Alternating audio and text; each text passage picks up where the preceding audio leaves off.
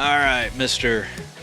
Randall Lykens of Liberty Gun Dogs. Welcome to the GDIY studio. Yeah, I appreciate it, man. It's quite the production. I didn't realize, what all goes into it, and it's quite the deal. Video is a pain in the butt if you actually want to do it, quote unquote, right. And as you know me, if I say I'm gonna do something, I'm gonna try and do it the best way that I can. And yeah, it's a giant pain though. So Yeah. we'll see if it pays off and gains any traction. But yeah, so far it's been a learning curve for sure. Dude, I'm digging the idea though. Like I like the recap, the informality of it all and the back and forth. Yeah. Like I'm digging the idea. So We're gonna try it, see if it has legs. But yeah, I mean, so many people just say that they like the stories and they like the hangout sessions, and it's fun too. I mean, it's like we would be doing this regardless, right? Yeah. Like how many we've already had the 20 different discussions in the same vein, just hanging out, running dogs today. I mean, it was, it's 1 degree outside right now or whatever it is. So it's Too not cold. like we didn't run dogs for too long, but we got out and had some fun with them. So yeah. No, I mean, dude, you got a nice place here too, set up for. I mean, you can get some serious dog training work done here. yeah, I'd like to see it in the summertime for sure. it's got a little bit of everything right now.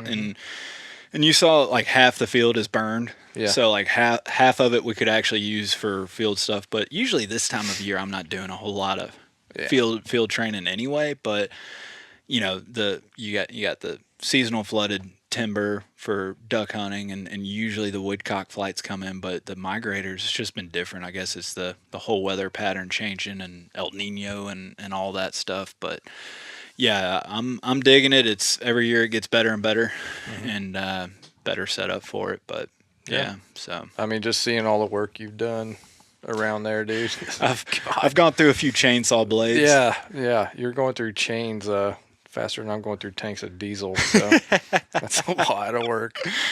It's we talk about, everybody knows like, all right, yeah, you're all I'm doing is battling invasives, but like when you're working on the property, everybody knows it takes work. Working on the property takes work. It's pretty obvious. But when you live in the if you live in the plant nursery capital of the world, the amount of invasive species that you don't even know what they are, it kind of keeps you on your toes here. And then the Bradford pears alone, like you can't drive your tractor or four-wheeler in any areas that you cut those down. And you saw the graveyard piles and burn piles that are everywhere right now. It's just R.I.P. to the Bradford pear, man. You're killing them left and right. I think that's what maybe your listeners don't understand is like it's a legitimate tree nursery. They're perfectly planted rows. If you're in the South, you're used to planted pines. Like it looks like that, but with pick your random species. Yeah. So. Like my property isn't that bad with the planted rows, but the property next door to me that I get to run on and you got to see it. I mean, it's like, even though it's an abandoned plant nursery, it's like I couldn't have lucked into a better situation with neighboring properties and getting to use it. And yeah, it's like I can set up prairie scenarios in my place. I can go run in the plant nursery for simulate woodcock, grouse, and then you got the pond and the swamp. Like it's I'm hoping that this is like the training compound, and every year I get closer and closer to it. Yeah, there's a lot of potential. Yeah, I mean, just a lot. I don't know where else to go with that one. I'm not gonna lie to you. Like there's a lot of potential, but. Well, and really, I mean, a whole lot of nothing really happened on the fun run today just because it's unseasonably looking like Alaska down here. But we came across that one random holdover quail that, who knows when we had it out there training. But now it's kind of fun to watch our 3 dogs kind of pointing back and relocate. And just a quail like that, to me, it's a pen-raised bird that was released however long ago, but it's still a bird contact without any human sin or involvement in it. So, I like that stuff. I mean, it's like I said out there, man. Any bird contact is a good contact. Yeah. Might not be a quality contact, but it's a good contact. I'd rather get a bird contact than nothing. Good or bad, we'll learn something from it. The dog will learn something from it. So Well, it was cool to see the puppy get on point. You know, she's always fun to watch. And then I don't get a lot of opportunities at backs, so getting a white dog with snow on the ground for my dog, that was cool. yeah. And yeah, I mean your poodle pointer Creek, right? Mm-hmm. It's got two back situations out of that. Mm-hmm. The second one ended up in the middle of the road backing, Yeah, but you know, safe but awkward. yeah. Yeah, But fortunately, we're in the middle of nowhere, so not that big of a deal. But we weren't exactly. We were coming in, we were finishing up the run, and just happened to have a bird there. So that was cool, but yeah, man, it was cool, but it wasn't as cool as what we got to do down in Georgia hunting a week or so ago. We actually got on some actual wild birds down there. The weather kind of screwed us with our planned grouse hunt up in yeah, North Georgia, but we had to punt on that. But you know, we at least got on a few birds down there on a real quick walk. yeah. I mean, that was a solid. You know, it's wild public land quail in Georgia. You know, so if you're walking anything under 8 miles and you flush a covey, hey man, you're doing pretty good. And Yeah. we were hunting for a mile and a half, and I think a lot of that was us just kind of milling around, and then ended up having Quinn find a covey. Yeah. You know, I think you had Rachel off one way and Creek off another, and lo and behold, Quinn Yeah. comes up and finds them. Yeah, I mean, she even pointed, I want to say it was like, I don't know, I think it said 140, 150 yards Yeah. off. And we just kept going, just kind of jaw jacking. We're like, oh, yeah, sure, she found it. Because, again, you know, we talk about, you know, the southern bird opportunities and everything. And, you know, people hear Georgia quail and you look, and I think you were even telling me earlier today, like the limit is technically 12. But, Yeah. you know, if you're not hunting those actual plantations down there and kind of pay for play situations, like the wild bird on public land access just isn't really, it's not what it once was, which, you know, that's kind of the case everywhere, I guess, in some regards. Yeah.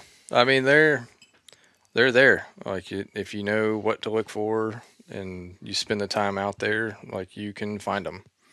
But it's certainly, pay to play is the theme. You're going to go down Southwest Georgia and pay for wild birds. Yeah. If you really want to get on wild birds consistently, you're going to have to pay for them. But you know, you can find them. They are out there. I do it every year. I don't hunt pen raised birds, and I don't hunt plantations. I only hunt wild public land birds. And you know, there are days that I do walk that 9 miles and don't flush a covey. You know, and there might be a couple days where I don't flush a covey, but over time, you figure it out and see what different birds in different parts of the state like and what they don't like, and changes from year to year, and just figure them back out again. And it's all the much sweeter when you do find them. You know, got lucky and flushed 2 coveys the other day pretty quick. Right out the truck, we found one, and probably another 500 yards later, we found another one. So that was a pretty special day. Right out of the truck. That's like the catching a bass on the first cast. It's like Yeah. you don't even count it. It's like a bonus fish is what I call it, bonus covey on the quail. But yeah, it's like you're just walking out. You're not even shell's not even in the gun. Sometimes maybe like you're still just kind of getting your bearings. Which way are we going? Oh, dog's on point already. Dude. That's nice. I mean, I loaded my gun and we started walking, and he cut a track. And he's a tracking machine, and he tracked those birds for, you know, between picking up the track, losing track, regaining track, and then finishing track. Man, it was 80 yards, 80, 90 yards. That he did this through some downed oak trees and stuff. And you know, I always look back at the tracks. I think a lot of people do this too, where you don't realize you're in the track, in the situation at that moment, and then as it evolves, you kind of realize like, oh, I'm in it. Yeah. And then when you go back and hit the replay in your mind later, you say, oh, I realize now when I should have called the track, right? And if we were going to call it. So looking back at it, I'm like, wow, we really picked those birds up from a long way off. But yeah, I mean, we flushed that covey and killed one out of it. I'd only shoot one or two out of a covey. And then the thought did cross my mind of just like, end it on a W and just call it a day there. Yeah. How do you top a covey right out of the truck? Yeah. Yeah. The tracking's interesting because I mean, honestly, I didn't really. You hear about it. You may read about it in some articles, but until you actually see it, if you're not like you said, it's sometimes it kind of catches you off guard. It's actually in the process before you even recognize that it's happening if you're not paying attention real close to your dogs. But I think until you actually see a good track sequence happen in front of your eyes, I don't think that you can fully actually recognize what's unfolding in front of you until you actually see a good quality tracking dog do it and relocate. But also, I think a lot of people don't get to see that because so many people don't trust their dog or even give their dog enough leeway to make that mistake Mm-hmm. or learn how to do it. I mean, I know that was the case with me and Lucy. She's kind of really natural into tracking, and just being earlier on, like I would do what a lot of people do and woe her, and then walk up and there's nothing there and it's non-productive, and then you go, you know, 30 more yards and then a bird gets up and you're like, oh, well, maybe if I just let that play out. And then once you learn that, you let it happen, you see it come to light, you're, oh, okay. And, it's kind of, now I look at it, I'm like, don't woe your dog, let your dog Yeah. learn how to do it. The only time I get handily on a track is downwind tracks, Mm, right? So the dog's going with the wind towards the covey, right? So the odor of the covey is being blown away from the dog, and he is following a tight track line. yeah. We can have that debate all you want. In my opinion, the dog doesn't have an opportunity to know to stop. The window is short there Well, for your them to hit that. experience with recognizing dogs working scent, and for those listeners, like you come from Army canines, like you come from the canine world. Your detection dogs, your bomb dogs, Hmm. bite dogs, stuff Bite like that. dogs, So tracking dogs. Yep. so you have a lot of real world experience in the tracking sequence, and this is something like our mutual buddy Jay Crafter with Invictus K9. Like I did the clinic with him, Yep. and Grayson did that a few years ago, and that was truly eye opening, and just picking his brain. Like there's a lot more that goes into it, and it's like, well, no duh. Like if it was pretty simple, just getting a dog that genetically will do it, well, anybody could go do it. But no, like there's a lot of differences. So I think your ability from your experience to recognize that scent probably has you playing the track sequence a little bit different than what somebody like myself, who's primarily just behind bird dogs and learning as I go. If that's fair Yeah. to say. Yeah, and I'd say like we've talked about this before, right? Like we always call ourselves in the working dog world like 50% of the team, right? Hmm. Dog's half, I'm half. Um, in the bird dog world, it's much more like 80-20 or 90-10, heavy on the dog. So I tend to handle just a little bit more. But I'm also looking for like small behaviors and trying to read those little things like wind and we talked about ditches and how little terrain features will pull odor and pull it certain directions, and so I'm always looking at stuff like that. Yeah. Once we start tracking, man, like the gears start turning and I'm like, okay, this is on this track, this is what I should be looking for like fencing for the odor, and that's why the dog's going this certain way, but really, if I was a quail, I'd be over here. So Yeah. I get into it a little too much, start dog nerding when I should just be hunting.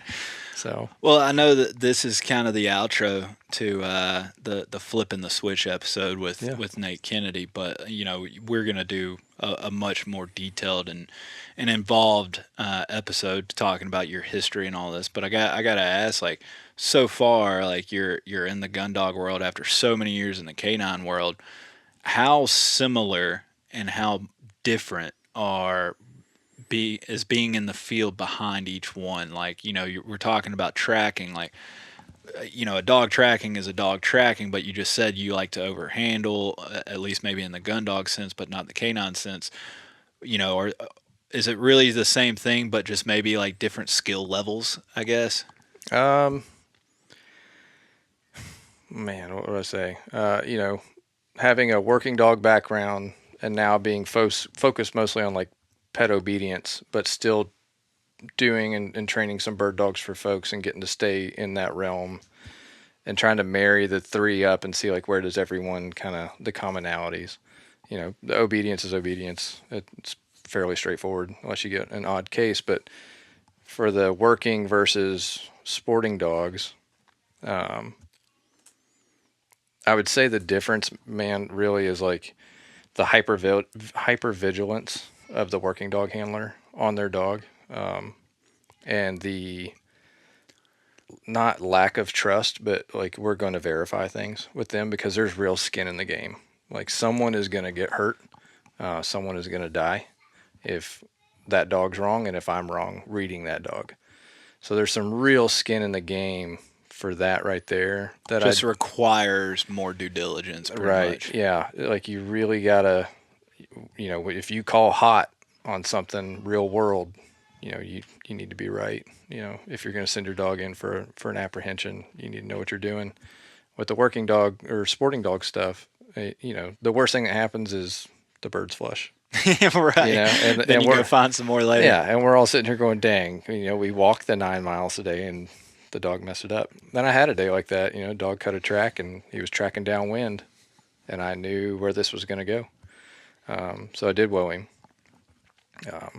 And ended up having a productive point out of that, but knowing at what point did you woe him though? Like, what was he telling you? They're like, okay, this is the point because you're doing a downwind track. Mm-hmm. Like, that's tough, right? Like that's just gonna suck them in. And but how do you balance that out as the handler, knowing like, okay, now it's too far off. Now it's good to go. Now do it. I think it's just experience. Yeah, you probably can't even put it into words. Yeah, I mean, like things I was looking for was like good, solid digging behavior. Like I want to see him like really deep in the track, really pulling, hard, as if he were pulling resistance on a harness. But I know he's on it. He's digging the track.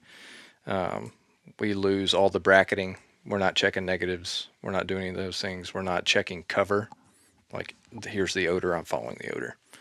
And that usually gives me the indication. I'm not seeing any of this wiggle butt, like scooting around. It is straight on. Yeah, no zigzag. Yeah, and that let me know right there, like, all right, we're on a track. My dog tracks people, deer, birds, like, you name it, we track. Tracking's tracking. So just on the safe side for that instance, it looked like quail cover, looked like quail country. So just go ahead and woe him. Just take the safety on that one. So, well, the kind of what I was just saying. This is the outro to the episode. I know you listen to the episode. Any overall thoughts? Any major takeaways from flipping the switch with Nate? I think a lot of that it's obviously pretty I don't know, ground level stuff, but that's what I appreciate about Nate is he's completely perfectly honest about what he did, his expectations, the results. And so I enjoyed the conversation. What about you? I thought it was a solid episode, man. I like I like how he kept his expectations minimal. Like, I don't know what I'm doing yet. The dog, we're going to figure this out together. Yeah. I'm reading books, I'm researching, I'm trying. But and then he got to a certain point where he wanted more out of his dog. So I'm happy to see that, that first season, he's like, we're just going to go have fun with the dog. Like, let's just go have fun. We're out there training and drive. As he was, in my opinion, going about it the right way, training and drive. Going back and visiting obedience, come back, train and drive some more. So I thought he had a good, at least theory behind where he was moving as he kind of sorted out the methodology. But I thought he had a solid theory as he was moving through that. Well, and I love how you labeled it, right? Because I'm always hesitant to label too many things because everything in this world has a freaking labeled name. And then it as one thing, I know it as another. But we talk about training and drive. And that's ultimately what it is when people say, get your dog on birds. Mm-hmm. When we're talking about dog training, and the language of it is training and drive is your dogs are driven by birds and it releases the highest level of dopamine, essentially just it gets them cranked up. I call it, they're hitting the bird cocaine. And then that's why that stuff leaves a lasting impression in them. Is because it essentially floods their brain. And so you get them on that bird contact. And that's why there is no substitute for true wild birds, right? You can do it with pen raised birds, but we talk about it all the time. There's all kind of elements that you just can't control: foot scent, four-wheeler scent, all kinds of different little things. And I just, you can't simulate an actual wild bird scenario, but it's like, I think that's the highest level of reward that you can muster in a dog, is actually get what they're driven to go do. Mm-hmm. Yeah. And I mean, he said, dog's first season, he's excited, wanting to get as many birds shot over the dog as possible. I'm also a huge proponent of that. Like, big proponent. First season, shoot as many birds as you can. Like, if I have wild flushes that don't have dog play, yeah, I'll shoot it and I'll put the dog on it if we're exercising a dead bird retrieve something, we'll get a bird touched that way. But, probably don't shoot rip birds from like just a trainer perspective. In all fairness, it's not going to break you. No, it's not going to break it's you. It's not the end that a lot of people claim it to be. Yeah. And also there's a difference between like rip birds and bump birds, and then just like work birds that the birds just kind of got an early jump. They don't cooperate. And so, that's an interesting point. But when you talk about new people in the space, they don't have the experience to understand the difference between a takeout artist dog and a dog that really worked and handled that bird, but didn't get a fair shake at it. They just didn't get a fair shake at it. And so it's like, where do you stand on that? Like, do you just err on the safe side and don't shoot it? Or, you're dealing with the young dog. You just said shoot as many birds as you can for it. So, how do you handle that? What's your thought on that? I'm only not pulling the trigger if I see blatant dog ripping activity, right? If I see a dog actively going in and so you're giving them the benefit of the doubt. I will give the puppy the benefit of the doubt, right? Because at the end of the day, man, you can go back and clean this stuff up. Yeah, it's not the end of the world. If anything, we're going to put more drive in the dog. That's what I was about to say. You're just creating a bigger monster. You're putting more money in the bank that you can withdraw in the training field later. So again, it's not the end of the world, but again, he was honest about that in the episode. Is like, it may come back to haunt him later, but to your point, like, we'll fix this in the training. I mean, that's why we have training in the off season, right? But obviously, if you see the dog and you can do it in real time, that's the best case scenario. But if you're sitting there 50-50, like, oh man, this dog just worked a 40-yard track, maybe relocated, and the bird just got up. I don't know if he bumped him or not. I'm with you. Just shoot it. Yeah, let them have it, man. They're puppies. Yeah. Like, at the end of the day, that first season, all I care about from my training philosophy point of view, all I care about that first season is you are excited to go hunting. At the end of that season, sure, I want to have some shot birds over you. I want to have some points. I'd like to see a good track. Like, yeah, we want to see these things.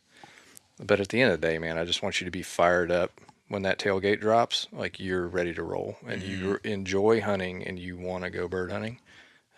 If we've got that, we can clean all this up in the springtime. Yeah. So. If you have that love for birds and that love to hunt, there's not a whole lot that you can't clean up down the road. I mean, with these, assuming that you have a true, genetically sound, dog. Well, you gotta have drive, right? Without drive, and then you start putting reins on things, you're asking for a recipe to disaster. So, not encouraging. Don't go out there and shoot rip birds. Not an advocate of shooting rip birds, but give a dog the benefit of the doubt. He's a puppy. I just, one of my main takeaways was just how much it meant to him. Like the fact that like he's stopping and taking in that moment with his dog that he worked so hard for, and you could hear it that he's just like, oh man, it finally happened. And then the icing on the cake was it happening again, like the next, like a couple days later, or the next day or something. And not only just like one bird, but multiple birds on that. So it's just like, and that's what we talk about. I think anybody that's had that moment to where it clicks with the dog, that light bulb's on, they flip the switch.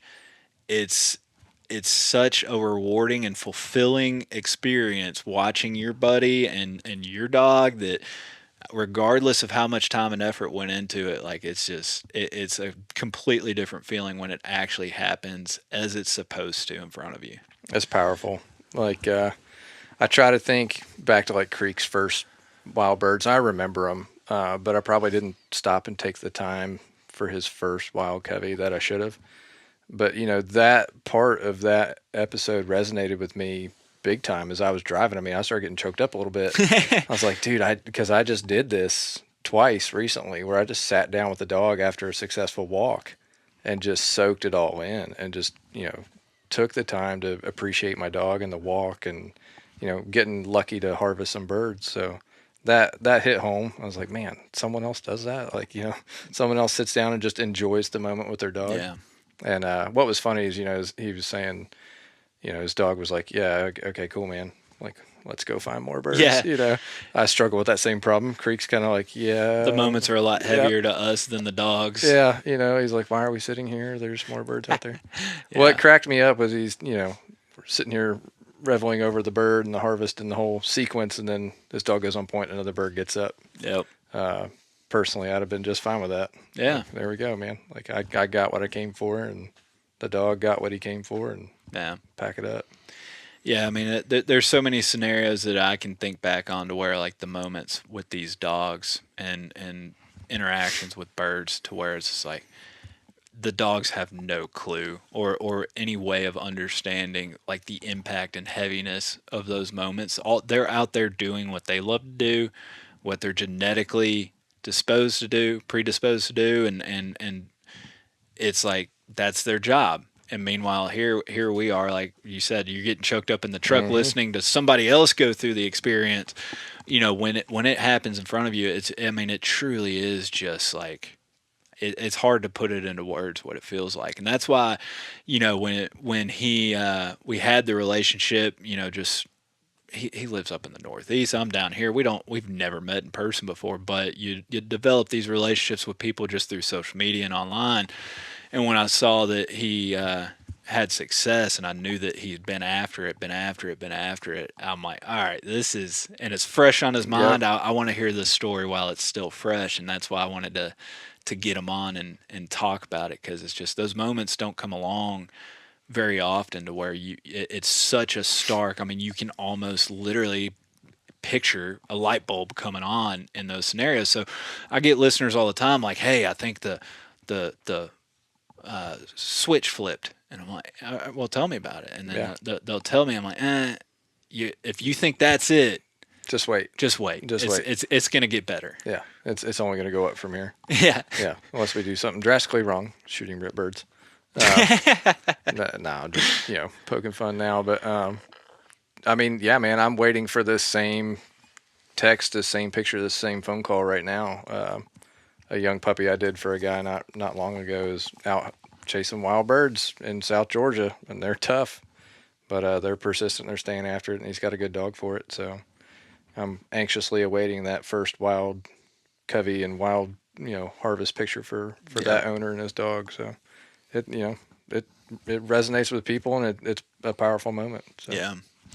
Well, and that's what we do it for. If it was just shooting birds, don't get me wrong, shooting birds is fun, but if it was just that, it's like, well, how long would I do this if there wasn't the reward and just the game between dog and bird? How long would I do that if it was just shooting birds? Yeah, don't get me wrong. There are some days I break it down as simple as a dog. We're out there killing birds. We're having a good day, right? Some days you need to just enjoy the simplicity of it. But I'm certainly not out there every day after, bloodlust trying to stack tailgates. But sometimes just going out there and being super simple. And hey, man, you get on a hot streak and you're taking win after win after win. Just enjoy it. Don't get wrapped up in chasing some other dream. Just enjoy the moment right then and there. So I got a lot of feedback and follow up from last week's episode, the solo episode with me, and mostly good. Honestly, like substantially good. I was kind of shocked, and everybody, even the people that maybe appreciated it and didn't agree with it, they were respectful. Like, it was a good back and forth. We had a good few good conversations, which is ultimately like why I'm doing this, is to start discussions and conversations that I feel like should be had. And in that vein, I got a number of emails and follow up on it. And one Patreon patron, Tommy Neely, he sent a really good little example of something that I referenced that somebody took issue. I did get some feedback. One guy said that he didn't really understand what I meant by loss of hunting access or opportunity, and he just said that he didn't really see it. And the main thing is like you can't just look at like lost acreage, Yeah. right? There's a lot of context and different ways of looking at it.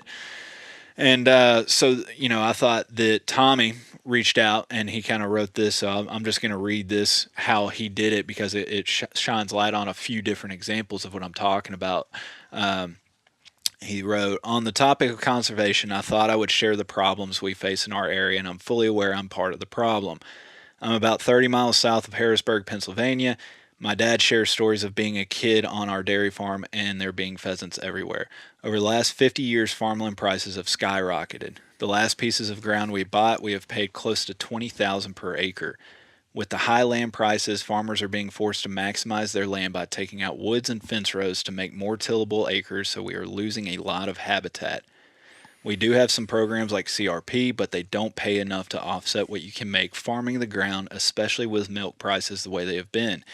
Thought you might be interested in some insight from what we are fighting on the East Coast.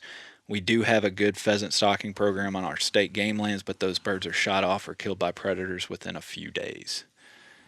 So a lot to unpack there. A lot of things. I mean, we're talking CRP, the price of land. Yeah. Pheasant stocking programs. I know that's a hot button issue depending on which state and who you're talking to. So I thought this was a great example of what we're talking about of why habitat is just leaving the ground and farmers are not enrolling in CRP, as well as some of the people's concerns.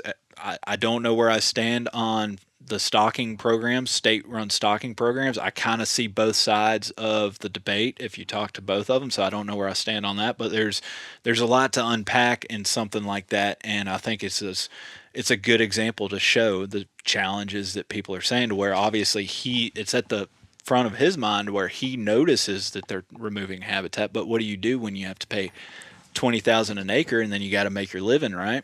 I mean, everyone's got to make their living to feed their family and put a roof over their heads. So I empathize with them, but like we were talking about earlier, and kind of the vision for this show even is like, not only are you losing habitat and hunting opportunity, you're losing the heritage and culture of bird dog owners and bird hunters, right? Like that's leaving with that habitat. So that's a tough one, of what to unpack with all of that. Yeah. I don't know. I'm not familiar with Pennsylvania's game laws or anything like that, so I don't know how they're running things, but a lot of empathy for that situation for sure. I mean, it just you hear people talk about like, well, what's the difference now as to 30, 40 years ago, and it's like you don't see dirty fence rows, clean farming and all this stuff. It's like, yeah, but dude, the farmland back then wasn't whatever it was, the equivalent of $20,000 back in the 80s. Like I don't know with inflation what that was, but like, farmers are farmers. They're buying land. They have to work the land. And so you can't really blame them for staying in front on everything. But like, it just goes to show that like, while people can care, they still CRP program, that's a talking point every few years when they start talking about renewing the farm bill and stuff like that. Like everybody's always saying like there has to be more money in the CRP. It's not even breaking even for what that land costs some farmers. Yeah. I've got a friend in Iowa that does a CRP game, assessing properties and putting properties into it and things like that. And it definitely is not as clear cut and straightforward as someone who does not do that thought that it was. There's definitely some like isms to that whole thing and how they figure it out and who gets paid what and how much you get paid and like, oh, this section's good and this section's not, so you're out. Like there's all these things with it. So very different delicate classifications, different tiers and all that stuff. Then look at the folks in Georgia, man. They say that I hear people say this all the time down there. I run into locals and talk to them and I see people out hunting and we talk to them and they say the land looks the same way it did 50 years ago when we had quail. And it's like, that's not true. That can't be true, or there would still be quail here. And, like the land doesn't look the land looks different from 3 years ago with the amount of development everywhere. Oh yeah. Oh yeah. And once it's concrete, it's over. Yeah. So, I don't know. That's the typical response you get, and then we blame the fire ants or the coyotes, and ultimately that's why prices go up. Supply demand is basic economics, right? As the supply goes down, demand goes up, price goes up. $20,000 an acre. If there was a lot of acreage out there for sale or that could be produced and managed and worked and tilled and go into production, wouldn't be $20,000 an acre, right? And so, like, I know a lot of people are like, well, the cost of land is too much. We need to bring that down. Well, that's just economics, man. Like, you can't build more land. Yeah, it's not the realtor's fault for pricing it that way. I mean, it's just it is what it is. They paid for it, so obviously, in that area, $20,000 an acre. While that's steep, it's I know around here, the plant nursery stuff around here that we were talking about earlier, like price of land is. I mean, I moved out here 4 years ago, around about, and three and a half, something like that. And the price of land per acre is skyrocketed here compared to when I bought it. I wouldn't have been able to get in here for what it's going for now. Yeah.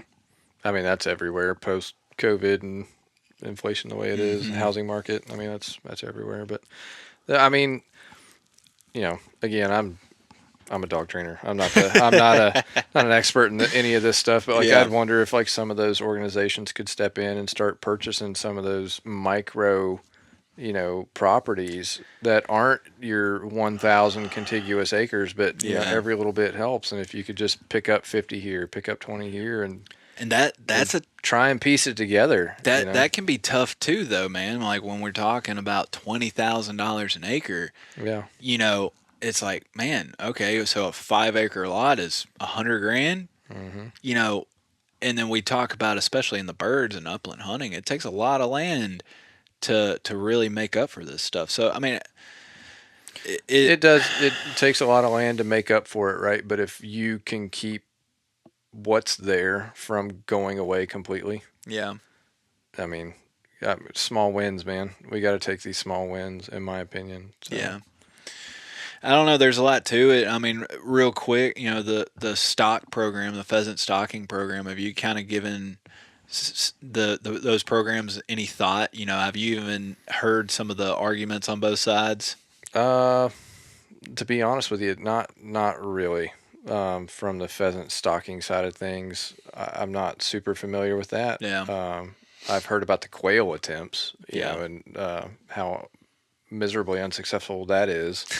Because they just cannot survive, like they're born to die. So, that doesn't work. But I'm not super familiar with the pheasant thing. Well, from my understanding, most pheasant stocking programs is not so much as like trying to develop an actual like holdover population as it is just to offer a shooting experience. Like, just think preserve hunting on a much larger scale, and states will go out there and they raise birds and then they go release them. It's kind of like I don't know about Georgia, but Tennessee, like trout stocking, they do that. And but the main like argument or debate that I've heard, at least against those programs, is really more just if you didn't do that, if that opportunity wasn't there, would upland hunters be forced to have to actually focus in and prioritize the habitat for actual wild birds,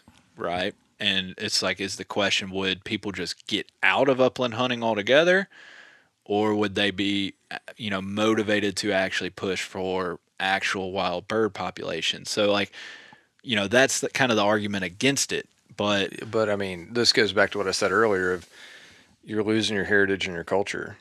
And if this stocking program is the last thread that you're hanging on with that culture and that heritage, you cut that tie. And I mean, do you have folks dedicated enough to go out there and beat the brush and flush a grouse once a week after hunting 4 hard days? I can tell you from living down here in the South, no. The majority of people get out. Yeah. So if you're going to lose your heritage and culture completely, I mean, I would be hard pressed, and again, I'm not. This isn't my job. So, yeah, I'm just a dog trainer, man. But I would be hard pressed if I was the leader of that group to get rid of it. Yeah. Because now we're out completely. We are now at a dead loss. Yeah. Complete loss. Well, I mean, I don't think that there's any denial that not even just these stocking programs, but preserves, like how big of an impact are they in bringing new people, getting their Yeah. new experience in, and it's motivated people to actually get started. That has been a net, benefit to the sport.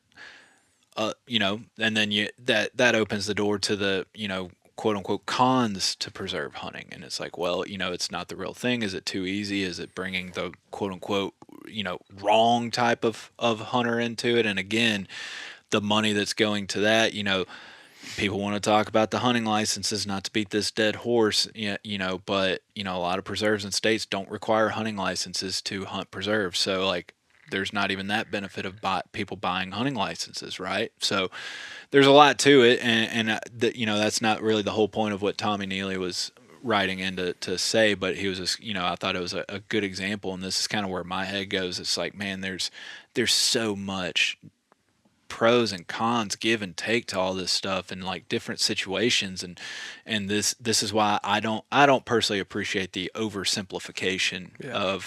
of this. Like, I think if we don't start talking about this as a full round topic, and considering all aspects, like we're not doing the discussion any service, in my opinion. I mean, look at something I am more familiar with, Georgia, right? Plantation quail hunting down there. Mm-hmm. If it were not for plantation quail hunting, the culture and heritage of quail hunting in the South would be gone. Yeah. It would be gone. It would not have survived the last 15, 20 years. I think you're seeing a small resurgence in wild bird hunters. Um, if you know where to look and how to look for them, you know how to piece it together, and you're willing to suffer a little bit, you can be successful. So I think you are seeing a small resurgence of people, particularly our age, out there doing it. But this would have all been gone before we even thought about starting, had we not had those plantations to continue carrying that forward. I can think of times when I was a little kid and got to go with Dad to see a plantation hunt, and that's what I knew. But when you talk to your grandparents or your parents, and they talk about basically kicking a bush and kicking out 6 coveys, with I'm exaggerating, but there were birds everywhere. There were 6 coveys in this one bush. Yeah, we filled up the FedEx truck with birds. Like that's how many birds they talk about, which I feel is a bit exaggerative. Yeah, I don't think there were quite as many as everyone thought there were. Not saying it wasn't great, but it had to have been better than what it is now. Yeah, better than what it is now. But nostalgia amplifies. Things. Inflates it. Yep. Yeah. So, but yeah, if you don't have those things to continue the legacy, at least keep the flame burning. It might not be a bonfire again. Maybe we just get it at a campfire, but don't let the candle go out. Yeah. So if that's what we need to keep the candle lit, that's all we need. And then we got to find a way to hit it from another angle. Dude, I speak to a lot of people that use these stocking programs in different states. Pennsylvania's got a big one, but I know a lot of people, they love it. Yeah. It's a lot of fun. They get to take their kids, great experience for their dogs. Like we were just talking about earlier today with the holdover training quail out there randomly in the yard, right? Like it's, is it a true wild bred and bird? No, but a good scenario.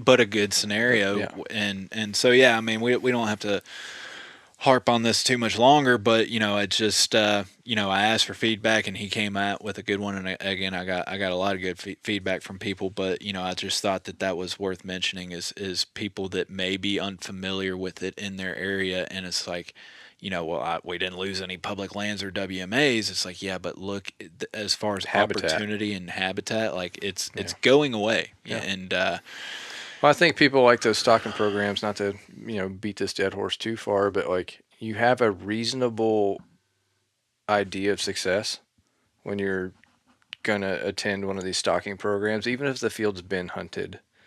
Even if it was stalked a little while ago, you have a reasonable idea that you're going to be successful in this narrowed down area. You have a better chance Yeah. in your thought, right? Versus say someone like us who's looking at a map and going, maybe we find them in these 9 miles, maybe we do not, and we Right. walk the next 9 miles. So Yep. I think it narrows it down for folks, gives them some hope, keeps that candle lit. So I do think that that's important. We just got to find another way to attack it from another angle. Well, one thing that I wanted to start doing on these little episodes is start taking the opportunities to answer some of the questions, right? And I figure with you being a dog trainer, we're all out here hanging out, having a couple drinks or whatever. It'd be fun to throw a listener question your way and we kind of discuss it. So Kel Bolton on Instagram, he sent this a few weeks ago. He said, "Hey guys, just found your podcast. I'm thoroughly enjoying it. I've got a few questions, but I'll start with I have a 3-year-old GSP that I've had since he was a puppy. He listens really well, but I'm just recently getting into upland game hunting in Nebraska. I'm having a hard time finding birds to get him on, and I'm really struggling with getting him to work left to right in front of me. He likes to go off 50 to 75 yards in front of me. How can I get him to stay close and work more left and right?" Okay. I'm going to answer your question with a question. You live in a prairie state, and we want the dog to hunt closer. That's not my cup of tea, right? But I can appreciate people that do want their dog to hunt closer. I would ask you, why would you want to do that in the area that you live? Why would you want that dog in tighter? We're not talking rough grouse hunting in the woods, right? Yeah, we're talking prairie, big open expanses. I want my dog ranging, checking objectives, check in with me, and then keep going. Cover a lot of dirt, right? Because it's vast, it's big. We've seen it. So that'd be my first question: is maybe just some education on that side of it's your first bird dog. We're trying to help you learn this. Why do you want that range? Is a comfort thing, which I find most often with first-time bird dog owners. They're worried about that dog getting out and getting away. So just, reassure them it'll be okay. GPS collars, things like that. As far as like right and left, turning right and left thing, time in the field, changing directions with your dog, getting them to go with you. We can set up some more advanced things with launchers, and I like to use a road for this and birds on each side of the road, progressively working launchers out further and further. But, if you're not familiar with that exercise, I would consult a trainer about that one. Yeah. You can do a lot of really good with that. You can't do a whole lot of harm with it, but, you could dig yourself a little hole. Yeah. But yeah, I would definitely be asking, why do you want that dog in closer? Yeah, that's kind of where my head went is, the left to right thing, the quartering, there's a number of different methods on that. They'll pick it up. Yeah, they'll pick it up naturally with you, especially when you guys start getting into birds more consistently. He'll learn, Dad goes right. If I go right with him, then it hopefully ends up with a bird. Well, more importantly, I would say instead of quartering, teach your dog to search out objectives. Yeah. That's what I'm really after. Search out objectives, but also go with you, right? Yeah, go with me. But don't run 100 yards out here into wide open short grass when there's a plum thicket over here. Yeah. Ignore it. Like, go check the plum thicket. Yeah. And that just kind of comes from experience. The more they find birds, they start figuring out, just like we do, like, plum thicket, birds, got it. First time handler, first time dog, you're learning together. You're going to figure these things out. Yeah, together. You're going to figure it out. And there's a number of methods that talk about this. I would say one of the more better known ones with an emphasis on quartering, as the Smith method covers this a lot with the check cord work in the field left and right. There's a number of other ones, but I would say that one probably puts the most emphasis on actually quartering left and right, and that windshield wiper mentality. So, take that for what it's worth if you want to learn more on that. But I think the main thing here is you hit on it, is the range. Hey, it's your dog. If you want your dog reined in a little bit more than 50 to 75 yards, it's your dog. It's your prerogative. You can do it, right? And there's a couple tricks to it, everything from, obviously a lot of check cord work, but what I found with, if you're relying on that, the second that you take the check cord off, guess what? They're just going to go right back. So it's really more so a lot of training and a lot of reps with birds close to you, and that dog just figuring out over time that birds are always close to dad, so they get reined in and they stay underfoot a little bit more. But I'm even pairing that with my whistle or a recall command. I'm trying to get the dog to realize I equal you running into bird odor. But again, I go back to why the purpose of a pointing dog, especially like you said, out in the open, is we talk about dogs that will hunt the cover. Well, when you're out in the prairie or the sand hills and there is no quote unquote cover, I want that dog ranging. I want that dog finding the birds where they're at, checking objectives. That's less ground that I have to walk. And I would say that if you're uncomfortable with your dog getting out there, okay, again, your dog, your choice. But I would say if it's a thing of you're worried about your dog busting birds or something, that's where the training comes in. Right? Like that is what we're working on, to where if your dog is trained up to the level that it should be, maybe this is its first season, but I think he said, let me reference a 3-year-old GSP. Doesn't mean that the dog has 3 years of hunting under its belt, but didn't he say first season? 3-year-old GSP. I've had since he was a puppy. He listens well. Recently getting into upland gun. Okay. So we can naturally infer that this is probably his first season. Yeah, first season. So, but in the training season, it's like, all right, well, this is where the steadiness comes in, and then you start building that trust with your dog, to where it can go further out, and once it establishes point, you don't have to worry about it breaking and ripping birds or messing up the sequence to where you miss the opportunity. So it kind of ultimately it goes back to what you said. Why do you want the dog reined in? 50 yards in open prairie is, I want my dog to expand further than that. Anything closer than that, you're kind of getting into gun range, which is kind of flushing dog territory. But again, you can still find birds with a dog with a close range, a pointing dog.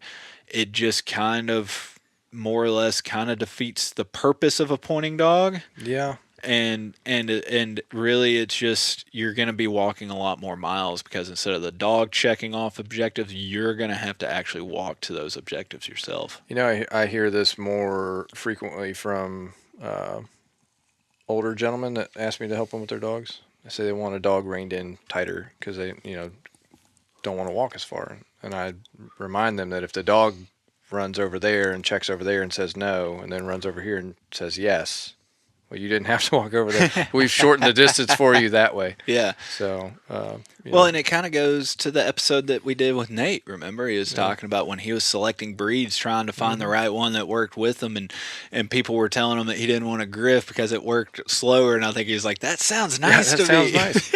But I mean, you look at it, man. Like my father, like he likes a closer working dog. Yeah, and that's his thing, man. And if that's your thing, I support you. Like if it's your dog. Right. I'm here to educate you on the pros and cons of each, and just make sure you have an educated decision. Yeah. And then I support you in whatever you want to do. So, I mean, ultimately, it comes down to why. Why do you want the dog into you? That's a good point on your side, not to cut you off, but is it a control thing? Nope. Are you worried about ripping birds, or are you anxious about losing your dog, or do you want to watch your dog work? Is that what you want? Like, some people genuinely they would prefer. Or their preference overall, they would select and choose to shoot less birds if that means they get to watch their dogs the entire time. Some people would select that. I've spoken to a number of them.